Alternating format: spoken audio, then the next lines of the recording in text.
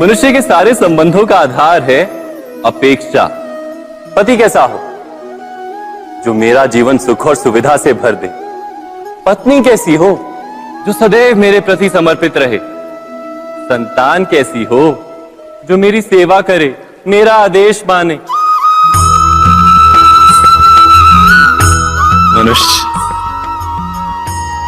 मनुष्य उसी को प्रेम भी कर पाता है जो उसकी अपेक्षा पूर्ण करता है। और अपेक्षा की तो नियति है भंग होना। कैसे?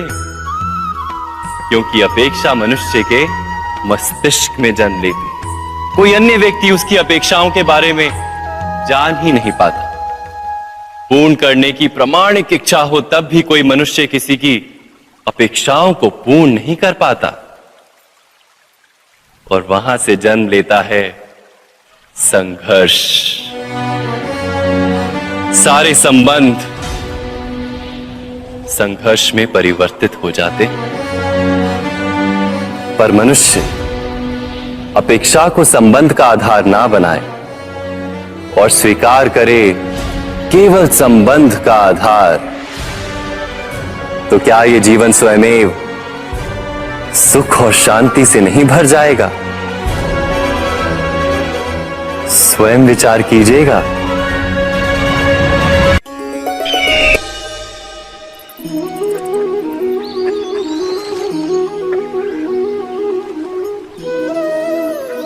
समय के आरंभ से ही मनुष्य को एक प्रश्न सदा पीड़ा देता है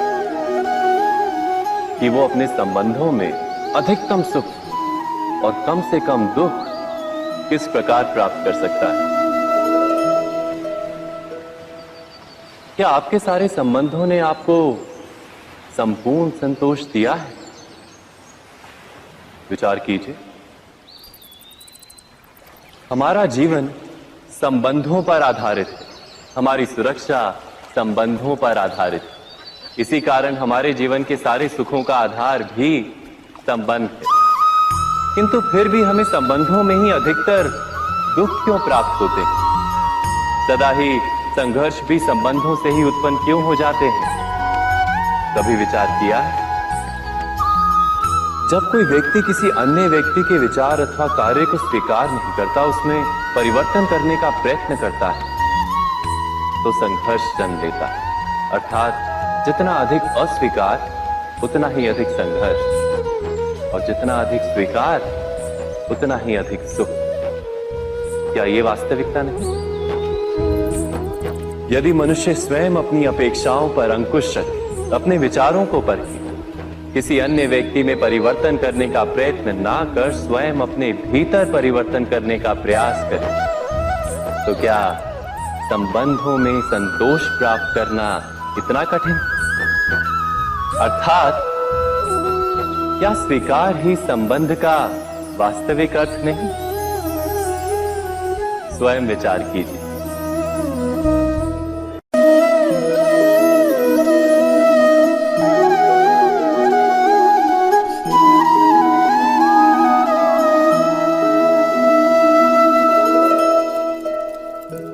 जब किसी व्यक्ति को किसी घटना में अन्याय का अनुभव होता है, तो वो घटना उसके अंतर को झकझोर देती। समस्त जगत उसे अपना शत्रु प्रतीत होता है। अन्याय लगने वाली घटना जितनी बड़ी होती है, मनुष्य का हृदय भी उतना ही अधिक विरोध करता है। उस घटना के उत्तर में वो न्याय मांगता है, और ये योग्य भी है। वास्तव में समाज में किसी भी प्रकार का अन्याय व्यक्ति की आस्था और विश्वास का नाश है। किंतु ये न्याय क्या है? न्याय का अर्थ क्या है? अन्याय करने वाले को अपने कार्य पर पश्चाताप हो और अन्याय भुगतने वाले के मन में फिर से विश्वास जगे समाज के प्रति। इतना ही अर्थ है ना न्याय का। किंतु जिसके हृदय में धर्म नहीं होता, वो न्याय को छोड़कर बैर और प्रतिशोध को अपनाता है। हिंसा के बदले प्रतिहिंसा की भावना लेकर चलता है। स्वयं भोगी हुई पीड़ा से कहीं अधिक पीड़ा देने का प्रयत्न करता है और इस मार्ग पर चलते अन्याय को भुगतने वाला स्वयं अन्याय करने लगता है। शीघ्र ही वो अपराधी बन जाता है, अर्थात न्याय और प्रतिशोध के बीच बहुत कम अंतर होता है और इसी अंतर का नाम है धर्म। क्या ये सत्य नहीं? स्वयं विचार कीजिए। दो व्यक्ति जब निकट आते हैं तो एक दूसरे के लिए सीमाएं और मर्यादाएं निर्मित करने का प्रयत्न अवश्य करते हैं।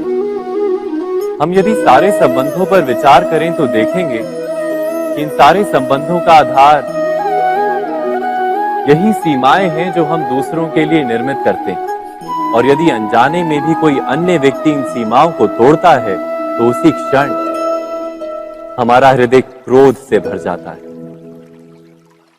इन सीमाओं का वास्तविक रूप क्या है? क्या हमने कभी विचार किया? सीमाओं के द्वारा हम दूसरे व्यक्ति को निर्णय करने की अनुमति नहीं देते, अपना निर्णय उस व्यक्ति पर थोपते, अर्थात किसी की स्वतंत्रता का अस्वीकार करते हैं। और जब स्वतंत्रता का अस्वीकार किया जाता है तो उसका हृदय दुख से भर जाता है और जब वो सीमाओं को तोड़ता है तो हमारा हृदय क्रोध से भर जाता है।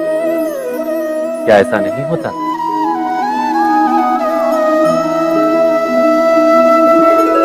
पर यदि एक दूसरे की स्वतंत्रता का सम्मान किया जाए तो किसी मर्यादाओं या सीमाओं की आवश्यकता ही नहीं होती। अर्थात जिस प्रकार स्वीकार किसी संबंध का देह है, क्या वैसे ही स्वतंत्रता किसी संबंध की आत्मा नहीं? स्वयं विचार कीजिए।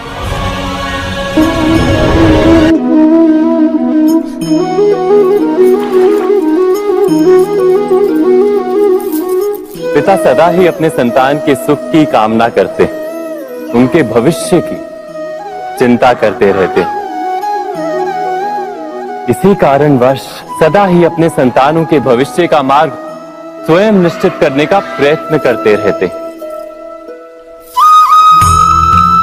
जिस मार्ग पर पिता स्वयं चला है, जिस मार्ग के कंकर पत्थर को स्वयं देखा है, मार्ग की छाया, मार्ग की धूप को स्वयं जाना है, उसी मार्ग पर उसका पुत्र भी चले, यही इच्छा रहती है हर पिता की। निसंदेह उत्तम भावना है ये,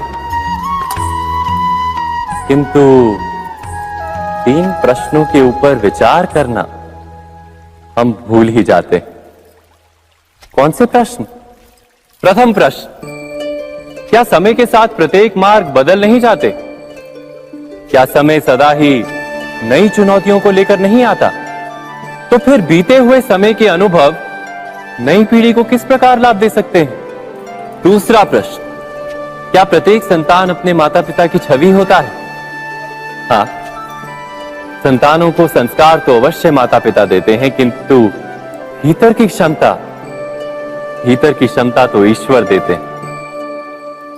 तो जिस मार्ग पर पिता को सफलता मिली है, विश्वास है कि उसी मार्ग पर उसकी संतानों को भी सफलता और सुख प्राप्त होगा।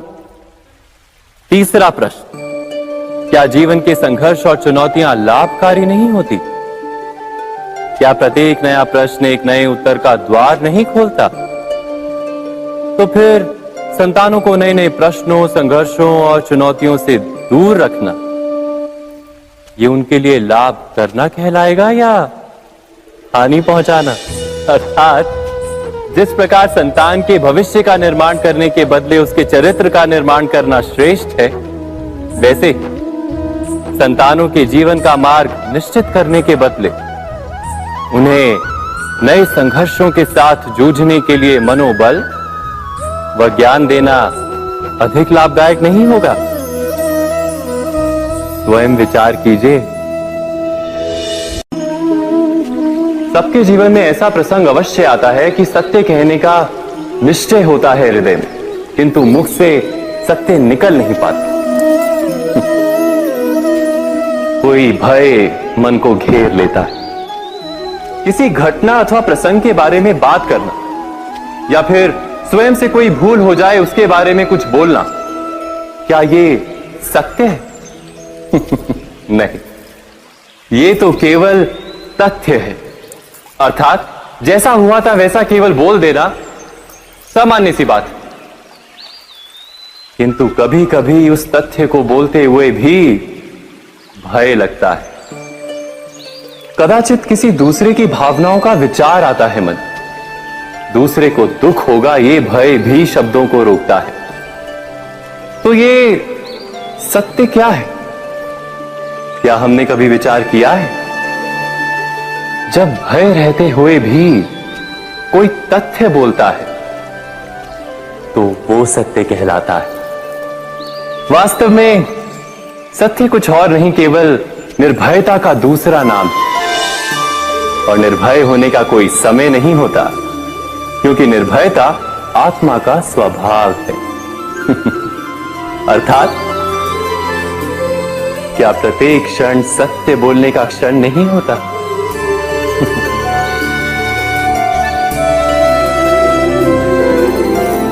स्वयं विचार कीजिए। जब भी किसी की आशा और इच्छा भंग होती है तो उसका हृदय क्रोध से भर जाता है। जिस व्यक्ति को वो अपना अपराधी समझता है उसे दंड देने का प्रयत्न करता है। पर क्या हमारी इच्छा या आशा का भंग होना क्या सदा ही किसी का अपराध होता है? इच्छाओं के अपूर्ण रहने के तो कई कारण हो सकते हैं। कुछ तो संजोग के कारण अधूरी रह जाती हैं और कुछ नियति के कारण। और कभी कभी इच्छाओं का स्वरूप ही ऐसा होता है कि वो पूर्ण नहीं हो पाती। बिना परिस्थिति पर विचार किए किसी को अपराधी मान लेना न्याय नहीं, प्रतिशोध है। न्याय का आधार तो दया है, करुणा है, और प्रतिशोध का आधार क्रोध, अहंकार। अर्थात हृदय में करुणा धारण किए बिना किसी के अपराध के विषय में विचार करना, किसी को दंड देना, क्या अपने आप में ही अन्याय नहीं? स्वयं विचार कीजिए।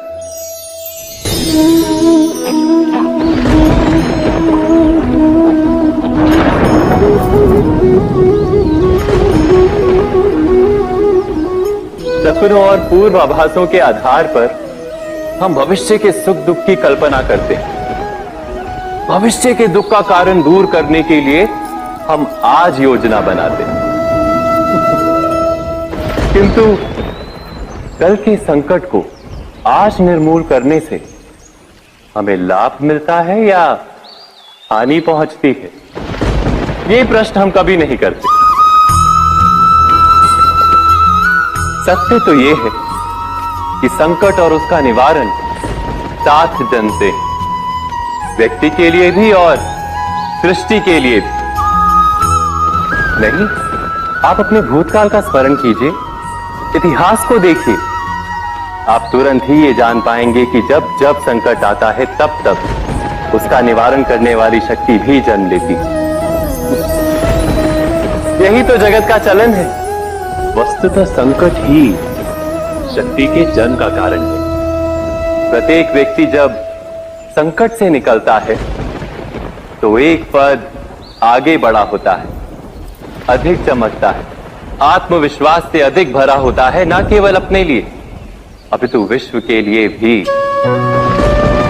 क्या ये सत्य नहीं?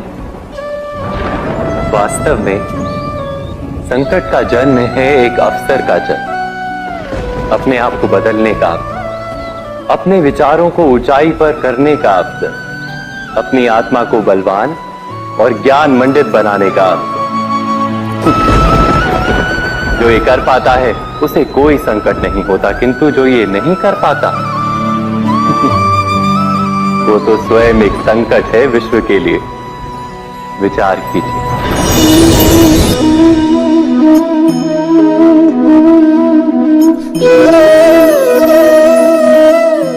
परंपरा में धर्म बसता है और परंपराएं ही धर्म को संभालने का कार्य करती हैं, ये सत्य है। पर क्या केवल परंपरा ही धर्म है? विचार कीजिए। सत्य तो यह है कि जिस प्रकार पाषाण में शिल्प होता है, उसी प्रकार परंपरा में धर्म होता है। इस पत्थर में शिल्प है, ये पत्थर शिल्प नहीं। शिल्प को उजागर करने के लिए उसे तोड़ना पड़ता है, अनावश्यक भागों को दूर करना पड़ता है। ठीक उसी प्रकार परंपराओं में धर्म ढूंढना पड़ता है। जिस प्रकार इंद्र पूजा की परंपरा को तोड़कर गोवर्धन पूजा का धर्म ना ढूंढा जाता, तो यादवों को उनकी मुक्ति का मार्ग नहीं मिल पाता। अर्थात परंपरा को पूर्णता छोड़ देने वाला धर्म से वंचित रह जाता है, और परंपरा का अंध अनुकरण करने वाला भी धर्म को प्राप्त नहीं कर पाता।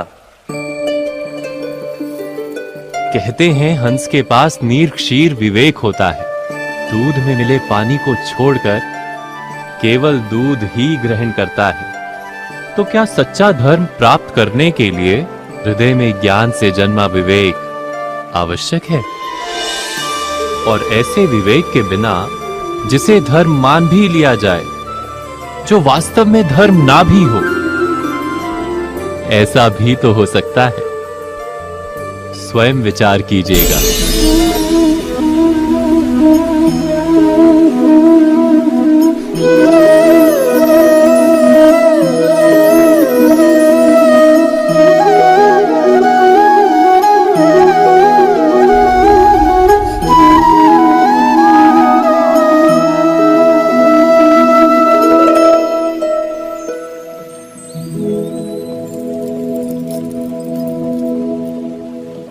भविष्य के आधार पर सब आज का निर्णय लेना चाहते हैं।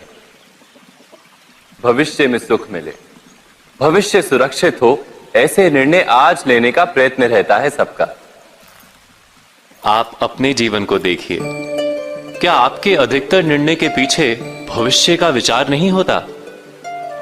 और हो भी क्यों ना, अपने जीवन को सरल और सुखमय बनाने का प्रयत्न करने का अधिकार सबका है। पर भविष्य तो कोई नहीं जानता, केवल कल्पना ही की जा सकती है। तो जीवन के सारे महत्वपूर्ण निर्णय कल्पनाओं के आधार पर ही करते हैं हम। क्या निर्णय करने का कोई तीसरा मार्ग हो सकता है? विचार कीजिए। सारे सुखों का आधार धर्म है, और वो धर्म मनुष्य के हृदय में बसता है। तो प्रत्येक निर्णय से पूर्व स्वयं अपने हृदय से ये प्रश्न अवश्य पूछ लेना कि ये निर्णय स्वार्थ से जन्मा है या धर्म से। क्या इतना पर्याप्त नहीं? भविष्य के बदले धर्म का विचार करने से क्या भविष्य अधिक सुखपूर्ण नहीं होगा? स्वयं विचार कीजिए। व्यक्ति को जब उसके अपराध का दंड मिलता है, तब कभी कभी उस न्याय को देखकर मन कचोटता है। प्रश्न उठता है हृदय में कि जब वो अपराध हुआ था, तब व्यक्ति भिन्न था। उसके पश्चात उसने इतने पश्चाताप किए, स्वयं में इतना परिवर्तन किया, फिर उसे दंड क्यों मिले? पर जहां आघात होता है, वहां प्रत्याघात भी होता है। जैसा कर्म वैसा फल। यदि किसी को प्रेम दोगे तो सुख प्राप्त होगा, यदि किसी की हत्या करोगे तो मृत्यु दंड मिलेगा। जैसा कार्य वैसा ही न्याय। तो फिर प्रायश्चित और पश्चाताप का कोई मूल्य नहीं है? अवश्य है मूल्य। प्रायश्चित और पश्चाताप मनुष्य की आत्मा को बलवान करता है। आने वाले दंड को स्वीकार करने के लिए मनुष्य को तैयार करता है। अर्थात बिना प्रायश्चित के दंड स्वीकार करने का कोई मूल्य है? स्वयं विचार कीजिए।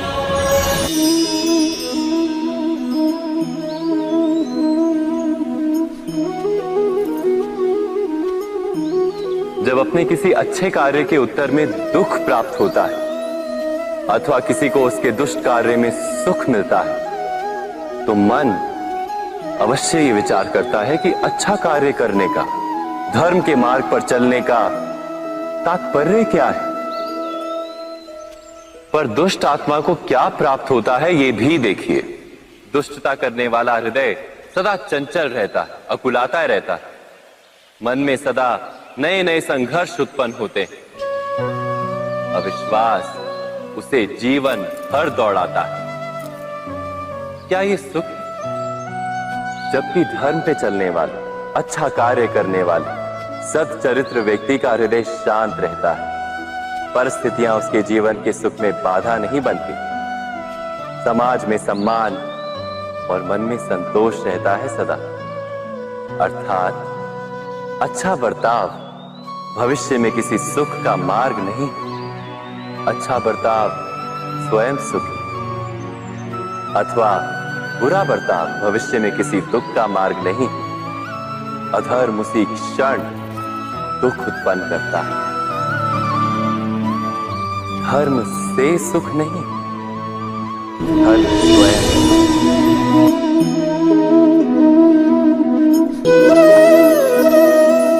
सत्ता की लालसा सबके हृदय को घेरे रहती है। प्रत्येक व्यक्ति अपना एक राष्ट्र निर्मित करने का प्रयत्न अवश्य करता है। फिर वो राष्ट्र कुरु राष्ट्र की भांति बहुत बड़ा हो या फिर अपने परिवार तक सीमित हो, वो सत्ता प्राप्त करने का प्रयास अवश्य करता है। किंतु सत्ता का वास्तविक रूप क्या है? क्या हमने कभी विचार किया है? एक मनुष्य जितने अधिक लोगों के जीवन को प्रभावित कर सके, जितने अधिक लोगों के जीवन की स्वतंत्रता पर अंकुश रख सके, उतनी ही अधिक सत्ता का अनुभव करता है वो। सत्ता का वास्तविक रूप ही है अन्य के जीवन पर स्वयं का प्रभाव। किंतु क्या वास्तविक प्रभाव प्रेम, दया, करुणा और धर्म से निर्मित नहीं होता? जब भी मनुष्य कठोरता और अधर्म से सत्ता प्राप्त करने का प्रयत्न करता है, तब वो दूसरों के हृदय में विरोध अथवा विद्रोह को जन्म देता है। और परिणाम कुछ इस प्रकार। हां, कुछ समय के लिए वो स्वयं को प्रभावी और शक्तिशाली अवश्य पाता है, किंतु वो वास्तविक सत्ता नहीं। यही कारण है कि भृगु और वशिष्ठ जैसे ऋषियों की आज भी पूजा की जाती है, रावण और हिरण्यकश्यप की नहीं। इस पर तो आप विचार अवश्य करें। सत्य कहा ना?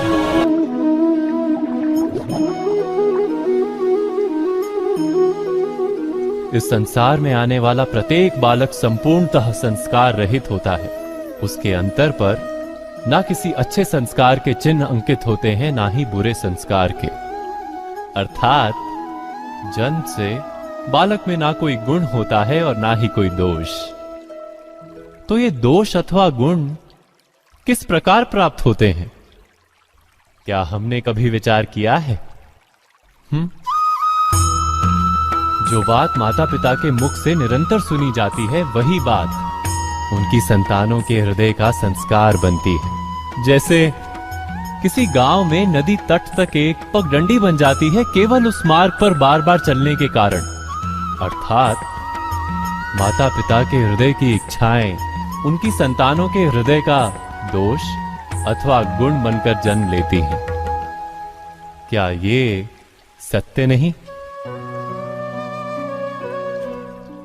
पर फिर भी जब उनकी संतानों में कोई दोष दिखाई देता है तो माता पिता आश्चर्य और दुख से भर जाते हैं। माता पिता का हृदय ये प्रश्न करता है कि उनकी संतानों में ये कुसंस्कार आए कहां से?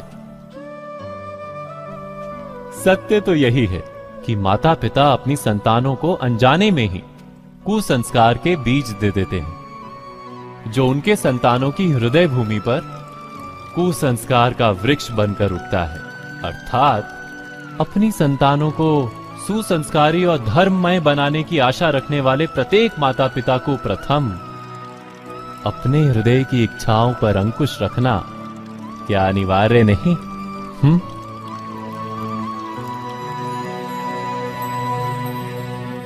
प्रत्येक माता पिता इस पर विचार अवश्य कीजिएगा।